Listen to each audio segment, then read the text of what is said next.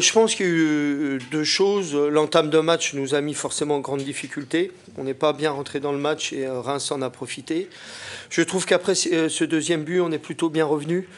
On a des situations offensives intéressantes, mais on a manqué d'être décisif, agressif offensivement, parce qu'on a vraiment des bonnes situations.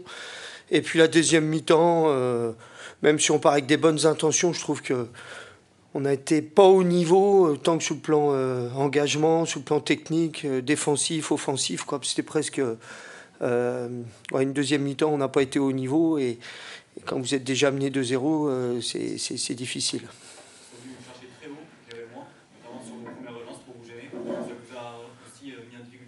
Ouais, mais c'est pas la première fois que Reims vient nous chercher très haut, ni des équipes comme Marseille et tout viennent nous chercher très haut. Après, on n'est pas obligé non plus de faire des cadeaux, mais on sentait bien qu'on n'était pas dedans au début.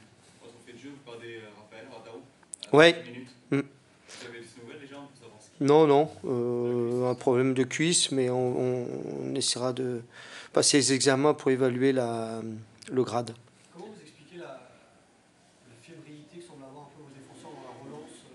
Beaucoup de pertes de balles contre la 7 initiale dans cette rencontre. Oui, surtout au début de match. Difficile à expliquer parce que c'est plutôt une de nos qualités. On savait qu'on allait être pressé comme c'est un peu partout les derniers matchs. Mais on a manqué de justesse technique, mais aussi de clairvoyance, qu'il y a des moments, quand vous ne pouvez pas repartir, il faut trouver d'autres solutions, ce qu'on n'a pas su faire. Peut-être on s'est trop reposé sur ses qualités, mais des fois, il faut savoir s'adapter à la situation. Et c'est vrai que démarrer avec en 10 minutes de but de retard à l'extérieur, c'est compliqué. J'ai bien apprécié la réaction en première mi-temps, parce qu'on a vraiment bien repris les choses en main. Mais la deuxième, vraiment, n'a pas été au niveau. Est-ce que vous avez pu laisser un peu d'influx nerveux? On a eu beaucoup d'engagement en face.